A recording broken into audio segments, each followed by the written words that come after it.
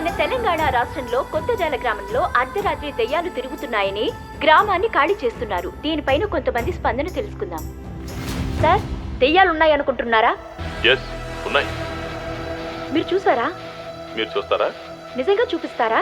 వెనక సీట్లో ఉంది, చూడండి. దెయ్యాన్ని మింగేస్తా. Just joking.